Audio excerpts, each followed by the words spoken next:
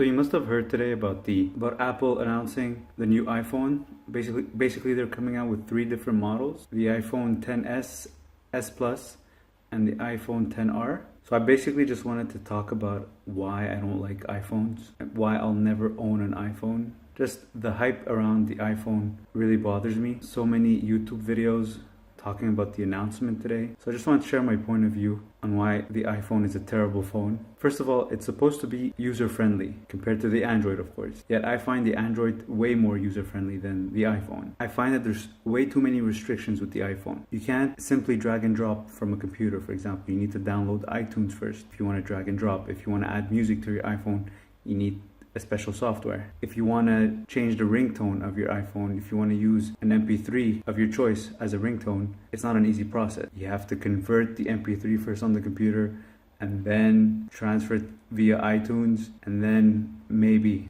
it will work as a ringtone. While with an Android, simple drag and drop, and you simply just choose it in the settings of the phone as a ringtone. So to me, that's not user friendly. Now, the iPhone is known for not having viruses compared to the Android, but the way they avoid viruses is that they don't let you download anything. Nothing comes in, so that's how they prevent viruses. So it's not that they let you use the phone normally and they have this special way of detecting viruses and stopping them. No, for them to avoid viruses is you can't add anything into your phone. For example, if you're reading an email on your iPhone and there's a PDF attachment, you won't be able to download that PDF on your phone. Or for example, how I noticed this fact is, let's say you want to download a song from YouTube, you could easily convert a song from YouTube to an MP3. So that's how I get my songs on my phone, is by converting YouTube songs into MP3s, and it automatically downloads to my phone, to the storage of my phone. But with iPhone, you can't download. So you can't convert YouTube songs because you won't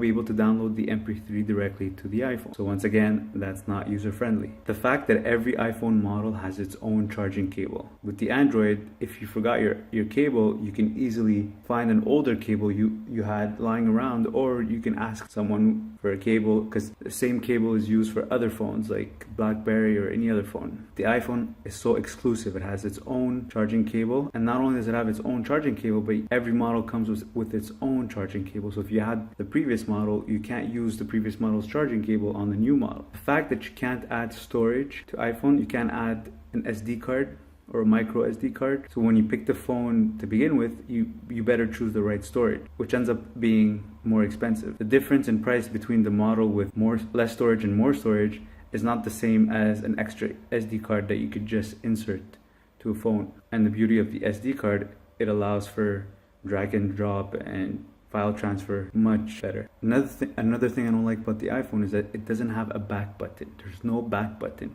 So when you're in an app and you're clicking in the app and then you just want to go one step back, there's no back button. You have to find either the X button or a little arrow button that allows you to minimize whatever window you were on, so you can go to the previous window. So that second or 2 seconds that it takes to find that little button that allows you to go backwards is not user friendly.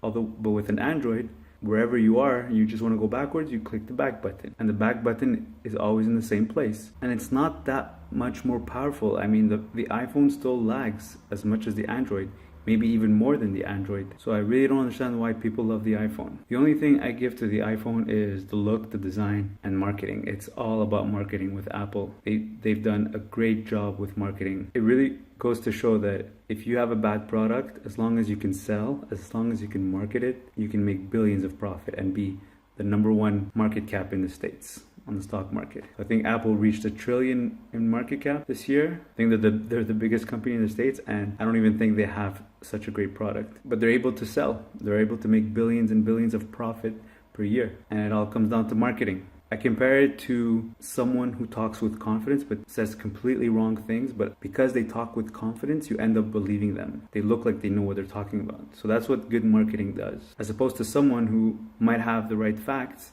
but is shy or not confident, so you're not able to trust them or believe them, or they're not able to convince you because the way they express their message is not convincing, either because they're shy or not confident. So that's what I compare this excellent marketing of Apple to. It's like someone who doesn't know what they're talking about, but they say it with so much confidence that they look like they know what they're talking about. and people believe them. So that's what great marketing can do for a company. The iPhone is supposed to be user friendly, but it really isn't for the reasons that I just mentioned. Because you can get the same quality, the same power of the phone, hardware and software, you can get it in Android phones for much cheaper. So it's not about the power, it's not even about the functionality, it's not about the user friendliness, because it's not user friendly.